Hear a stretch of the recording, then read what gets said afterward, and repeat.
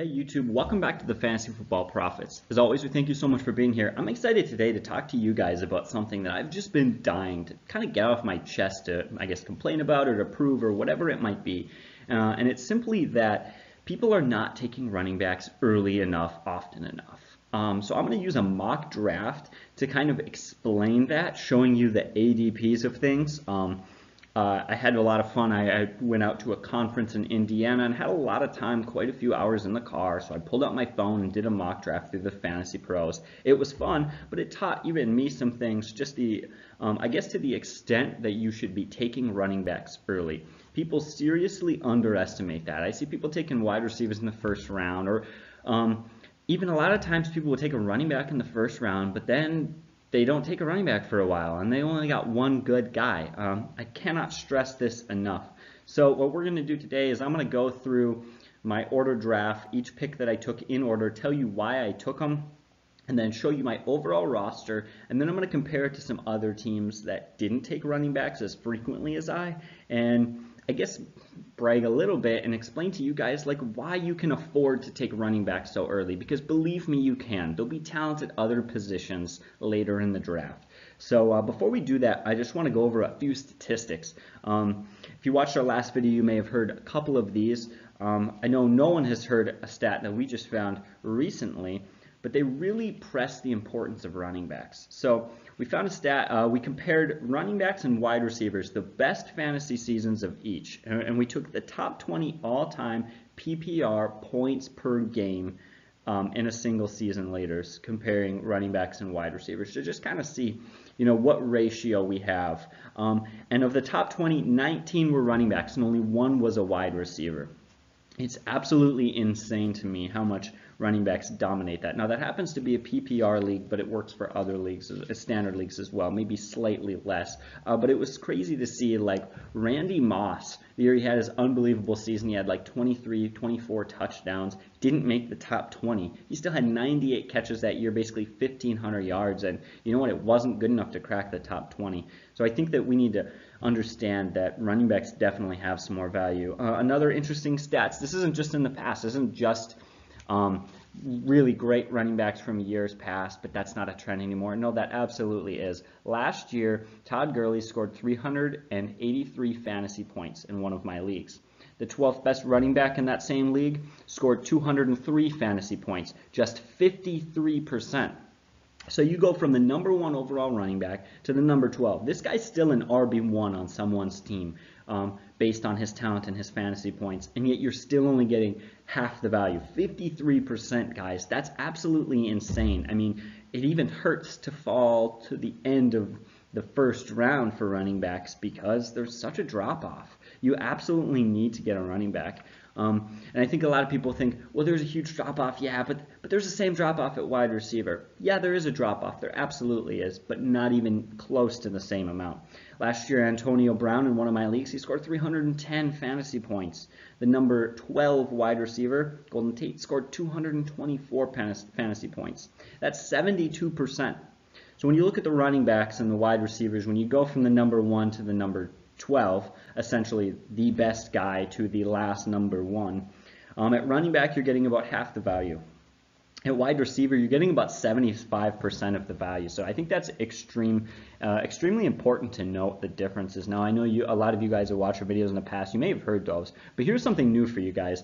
Last year in 2017, 5 of the top 6 most owned players on fantasy championship teams were running backs.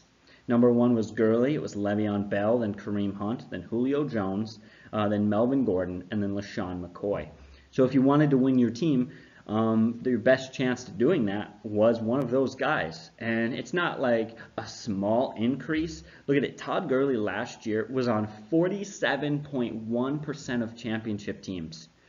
47.1% of championship teams had Todd Gurley. Like, I cannot stress the idea that an elite running back is the key to a championship roster. But it wasn't just last year. Let's look at 2016. Of the top 5 players most owned on championship teams in 2016, all 5 of them were running backs. David Johnson, LaShawn McCoy, Jordan Howard, Ezekiel Elliott, and Le'Veon Bell. David Johnson that year, the #1 guy, was owning basically 30%. It was 29.8% of leagues. And so I think that you guys are really getting, I mean, I don't want to talk forever on this. Hopefully you guys are understanding the importance of an elite running back. But let's get into it now. I want to show you this mock draft. Now, it is just one mock draft. It's, not going to be exactly how your league is, or if you do 3 mock drafts, they're not all going to be the same. So I'm not telling you that these exact things are going to happen. But the mock draft is based on ADP, where people are taking them. So yeah, it is a fairly solid representation. We always say know your league, know the people you're drafting with, because they do unpredictable things. They make homer picks, or they take wild chances, or they fall asleep, or there's always that guy in the 12th round who's trying to take Le'Veon Bell. Like, know your league, guys. But anyways, we'll just get into it now.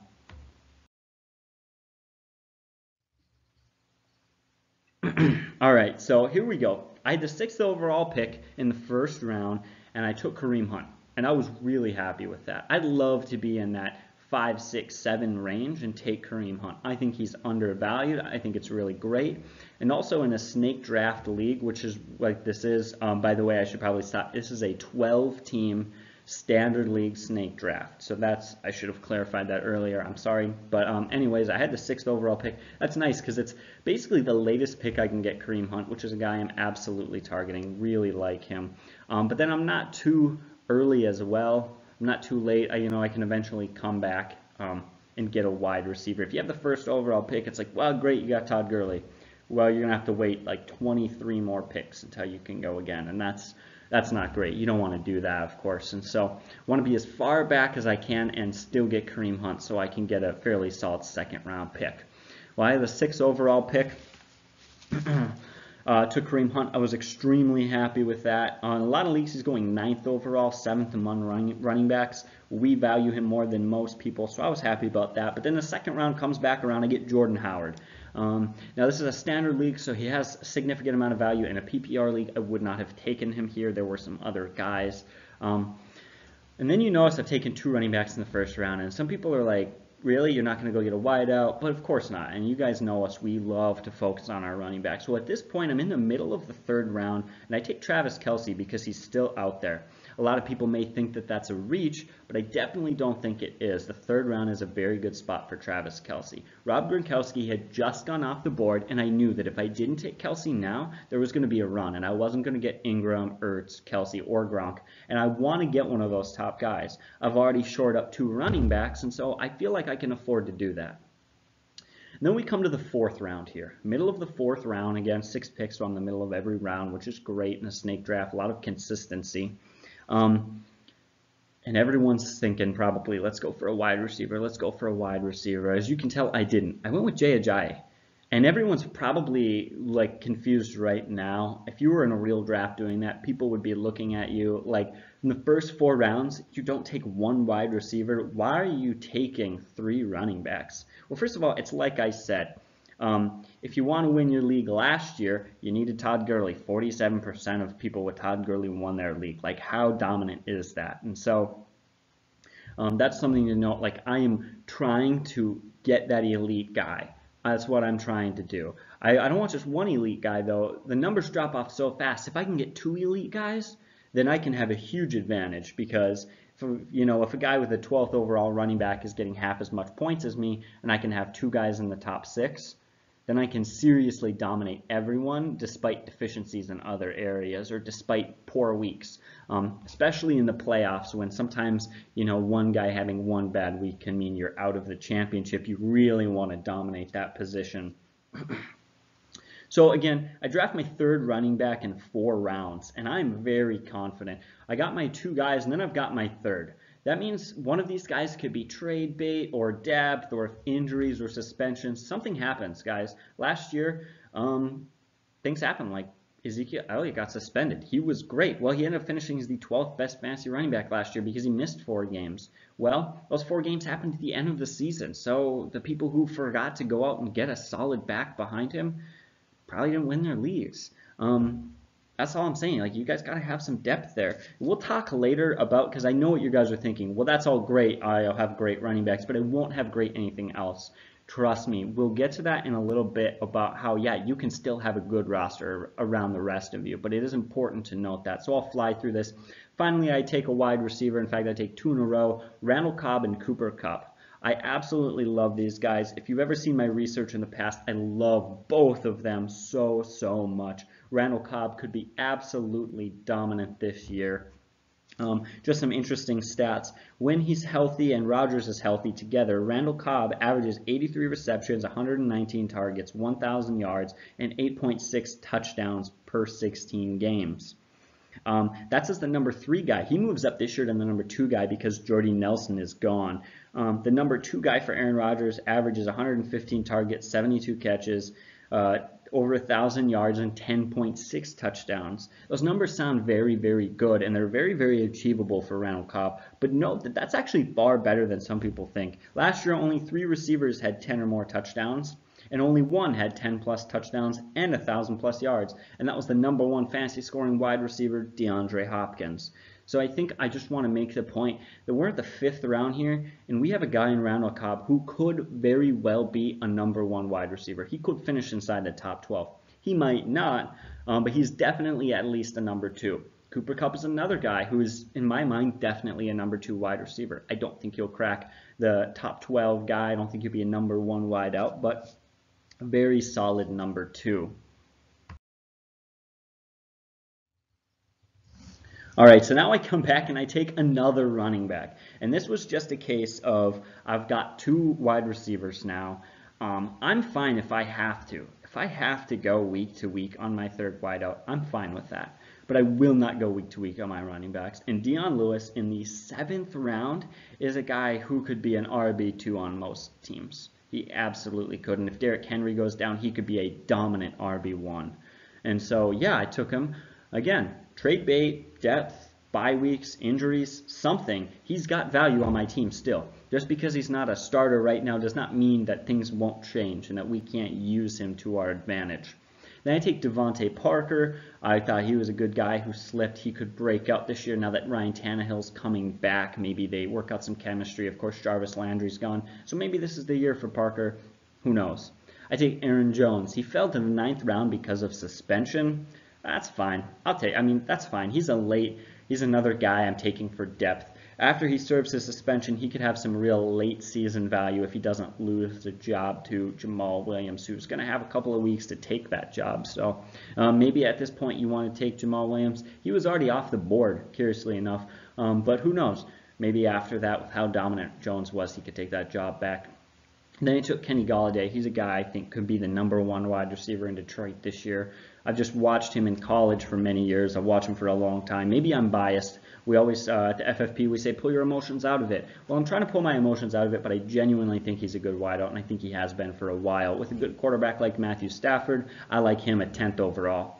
A lot of people are now looking at Ben Roethlisberger, the number 11th overall pick. And if it hadn't occurred to you yet, yeah, I waited 11 rounds to draft a quarterback. That surprised some people, but I got Ben Roethlisberger. Now, we have Ben Roethlisberger ranked as the 6th overall quarterback, and I genuinely believe it. I will almost always wait till rounds 9, 10, 11, 12, those later rounds to get my quarterback. In those sort of rounds through this mock draft, like guys were out there like Jared Goff, Matthew Stafford, tons of underrated QBs. So yeah, go ahead and take Deshaun Watson as the number 2 over quarterback. Like, I'm fine. Reach on a quarterback. I'm going to shore up the rest of my roster now. I've got really good running backs and fairly good wide receivers, and I've still got a good quarterback. I stand by this wholeheartedly, guys. Ben Roethlisberger is the 6th overall quarterback. He might not be the greatest quarterback of all time or fantastic. He doesn't have great legs. That offensive line is fairly good.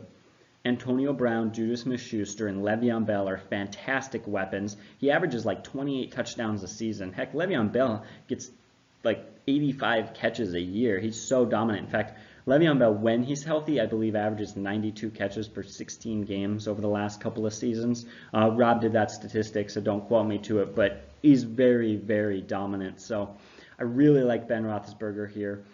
This is not a fluke, though. Quarterbacks will always fall like this. They always will. a lot of people are going to make their hometown picks or their hype guy or draft a quarterback just because he was good last year. Do your research. Absolutely, absolutely do your research. And if you felt research enough, you can do that. You can wait on your quarterback and you can get a top half league, a top 6 talent just by being smart and waiting. Then I took Tyler Lockett. He moves into the number 2 role in Seattle. We're getting to the 12th round. It's not necessarily the cream of the crop here. It's not the most talented guys. But in the 12th round, a number 2 wide receiver in a desperate offense that needs him to step up, he could definitely be a 1,000 yards, 8 touchdown guy. So I like that pick as well. All right, then I finish up the last 3 rounds. I take the Eagles defense, Chris Godwin, and Will Lutz. The Eagles defense at this point is still around. Of course I take them. I always wait on my defenses because, well, to be honest, everyone waits on their defenses. Now, I don't just wait on my defenses because everybody else does. I don't just follow the crowd. But yeah, I'm going to wait on my defense because good defense will be around in the last 3 rounds. Absolutely will. Then I took Chris Godwin here at the FFP. Ryan and Rob and I, we love Chris Godwin. He's a guy who could be a very solid sleeper who could emerge this season for Tampa Bay.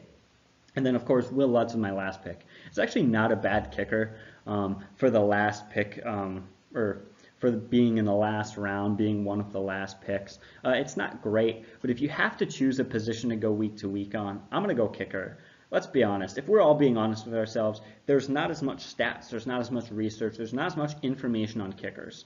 And so you can do all the research that you want, but I feel far more sure and confident in my understanding of the other positions of defense, of quarterback, tight end, kicker, or wide receiver and running back than I do kicker. And so simply because I feel like we don't know quite as much about kickers, yeah, I'm just going to wait. And I'll just go week to week. And if that's my weak spot on my team, whoa, you got me, kicker. Like, I don't have a fantastic kicker. I have just an average kicker. I'm fine with that. So that's my team right there. I just kind of broke it down for you. I didn't want to waste tons of time showing you every other team and every player when they were picked where. Again, because it changes from time to time. It's going to change as we get closer to the season, but also because I have a bigger point that I want to make. So let's look at my starting roster as a whole. All right, so now remember I took 3 running backs in the first 4 rounds. I didn't take 1 wide receiver till my 5th overall pick. And let's look. Well, I got Ben Roethlisberger, as I just talked about. I think he's the 6th best fantasy quarterback in the NFL. I'm excited about that pick. Kareem Hunt and Jordan Howard are fantastic. Mind you, if one of them has a tough matchup, I'm perfectly fine. I'll put Jay Ajayi in there. I'm going to put Dion Lewis in there. Like, I've got good guys. Later in the season, maybe I put Aaron Jones in there if I need to, you know? Then I have Randall Cobb, Cooper Kupp, and Devontae Parker. That's not the greatest wide receivers in the world, but I can go week to week, play matchups. I've got some depth there with a few other guys like Kenny Golladay on the bench. I'm perfectly fine with that. I've won championships with worse teams, you know. I think people have won plenty of championships with worse wide receivers. I guess ask Rob, he's won far more championships than I have, and I think that he would probably confirm that he has won championships with much worse wide receiving cores, or at least a little bit worse. Of course, you come down to tight end. I've got Travis Kelce, probably the safest tight end in the league. Rob Gronkowski, when he plays, is better, but he only plays about 72% of his games that he could in a season. He misses a lot of games, and so Kelce, huge value there. The Eagles' defense and Will Lutz are also fairly solid. I really like the Eagles' defense, and Will Lutz isn't great, but again, it's a kicker. I'll go week to week. I'll pick up another guy. There's always some kicker who comes out of nowhere. If you don't believe me, just look at last year. Last year, Harrison Butker and Jake Elliott came out of nowhere to be fantastic. And you know who had them? I had Jake Elliott in 2 leagues, and I was very happy about that. So if you just keep your eyes peeled, you can make up for that. Honestly, I think a lot of teams would love this starting lineup, but let's look at the bench as well. You come here on the bench now, Jay Ajayi, Dion Lewis, Aaron Jones, Kenny Golladay, Tyler Lockett, Chris Godwin. Now, everyone's probably thinking he doesn't have a backup tight end, he doesn't have a backup kicker, or defense, or quarterback. Yeah. Well, because at some point, maybe I drop Tyler Lockett or Chris Godwin or Aaron Jones. Maybe I drop them and pick up a quarterback as needed. But running backs and wide receivers are more rare. They're more hard to come by. I'm going to stash them on my bench until I know what I'm working with. I think that's absolutely crucial to kind of the fantasy football profit way, our philosophy of, yeah, we're going to stock up on running backs. There's a reason that I have 2 good starters, and on a 6-man depth bench, half of my bench is running backs who are good running backs. And then again, I've got some kind of risky wide receiver picks. You know, Kenny Golladay, Tyler Lockett, Chris Godwin. I'm fine with that because I'll figure things out. I'm fine with taking risks. A guy will emerge throughout the season. If they don't, I'll be ready to pick up those other guys. So, but we'll talk about this. I want to compare myself to some other leagues here, or some other teams in this mock draft here. All right, so like I said, like I've been saying, I want to compare myself to these other teams that I looked at. Teams who focus less on running backs and more on wide receivers in the early rounds. Now, I know my wide receivers are just manageable. They're just good. We'll wait for guys to emerge. We'll see what happens. There's some guys who are there only because they're underrated. I get it. It's not fantastic wide receiver position. But remember, Ben Roethlisberger, you got Kareem Hunt, Kelsey. Like, the rest of my team is really good. And so can these other teams, if they draft wide receivers, can they be good enough to make up for the running backs? Well, we'll see. First team I want to look at, they drafted before me. Here's their roster. At quarterback, they have Cam Newton. I'm definitely going to argue. I firmly believe Cam Newton is the worst fantasy QB this year. Running back, their top 3 running backs, Kenyon Drake, Lamar Miller, and Theo Riddick. Now, Lamar Miller has some more added value as of recently, because Devonta Foreman is sounding like he's struggling to recover from his injury. It's not quite as fast as they would like.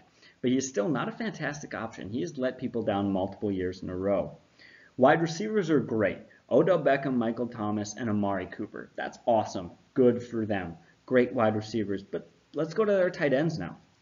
They have Jack Doyle at tight end, kicker Dan Bailey, and the Chargers defense. Chargers defense isn't bad, but I would argue that my kicker is as good, if not better than them. I would argue it's better. Crush them at the tight end position. Crush them at running back. All 3 of my running backs are better than all 3 of theirs. I'd say I beat them at quarterback. Really, the only area they beat me is at wide receiver. And their wide receivers are fairly good, but even Cooper has a spotty pass, and we don't know what we're getting with him. Michael Thomas is good, but last year he struggled to find the end zone. He started to fix that at the end of the season. And Odell Beckham is great, but we'll see. He does have some injury and some attitude issues. Of course, I'm not knocking on any of those 3 guys. I guess just trying to make an honest assessment of who they are. Great guys, great fantasy options, but would you rather have those 3 or my top 3 running backs? I'm going to take the running backs any day. Another roster here that we can look at and compare ourselves to. At quarterback, they have Phillip Rivers. Running back, they have Carlos Hyde, Chris Carson, and Duke Johnson. Their wide receivers are very good. DeAndre Hopkins, AJ Green, Brandon Cooks. Those are very good wide receivers. Brandon Cooks just signed a 5-year, $80 million deal. Like, that's good for him. Fantastic deal. But at tight end, they have Greg Olsen, Matt Bryant at kicker, and the Broncos defense. Now, the Broncos defense is very good, but the Eagles defense is very good too, the defense that I got. And Matt Bryant is a good kicker, not great. Much like Will Lutz, Bryant might be better. You could certainly argue it, but I'm not too worried about that. I killed them at tight end. I do not like Greg Olsen this year. You can look at our rankings. I'm not a fan. Their wide receivers are good, but not quite that good. Brandon Cooks is on his 3rd team in 3 years. DeAndre Hopkins is fantastic, but I don't know if he's going to be able to get as many touchdowns as he did last year. We'll see. I could be wrong, but seriously, look at those running backs. Do you want Carlos Hyde, a guy who's competing for a job in Cleveland, or another guy for Cleveland, Duke Johnson, a guy who's a PPR specialist? This is a standard league draft, by the way. And Chris Carson was good last year, but if he's your best running back, you have some serious problems. He is far from the elite guys. Of course, Phillip Rivers is not a terrible fantasy quarterback in the past, but if you look at his weapons, he loses Gates, he loses Henry. He's got Keenan Allen, his best wide receiver, is very good, but injury prone. And so that's just the point I want to make, guys. My running backs are not fantastic. Randall Cobb, Cooper Kupp, Devontae Adams, Kenny Golladay. It's not fantastic. I'm not going to sit here and brag to you. I'm not going to tell you they're all going to be amazing. But the wide receiver position drops off in talent far less. And this is something I talked about earlier. I wanted to give you a solid example. When we talked about how from 1 to 12, running backs cut their value in half and wide receivers only cut off about 25% value, they maintain about 75% of their fantasy points. That there, right there, is proof. That is visual proof. I happened to do this draft when I was in the car on the way to Indiana, and I learned a lot. It was great. And so I just felt the need to film this and talk to you guys. Now, if you're still here, go down in the comments and leave me your teams. If you've drafted in the league, if you've done a mock draft, let me know who you've gotten. Let's just talk about like who you got, and we can have some conversations, and maybe we reached on this guy or we waited too late. But I think I've made my point enough now. I don't want this video to drag on. It's actually, I mean, it's going to be one of our shorter videos, but absolutely, guys, absolutely, I would just force this idea enough. In the first 5 rounds, you should try to take 3 running backs. You don't necessarily have to, but you should definitely try to have 2 at least, and I'd prefer 3. So like I said, the wide receiver position doesn't drop off as much. Later in rounds 5 and 6, you can get Cooper Kupp, you can get Randall Cobb, you can get some other guys to fill in, but you can't at running back. You cannot. Just within the top 12 guys, you're cutting value in half. Like, I can't stress that enough. I'm going to repeat that, and I'm probably going to beat a dead horse and be annoying, but it goes back to last year. Of championship teams, 47.1% of championship teams had Todd Gurley. That for me, I think about sums up this point. Guys, go out and get elite running backs. Be smart. Focus on that position. That's your way to being a championship team. As always, leave a comment. Please share this video. Let's get this video out to as many people as possible and really change the way we're doing fantasy. Because it really kills me inside to see people drafting 3 or 4 or 5 wideouts in the first round, or leagues who are doing that. But as always, we thank you guys so much. You have a great day, and God bless.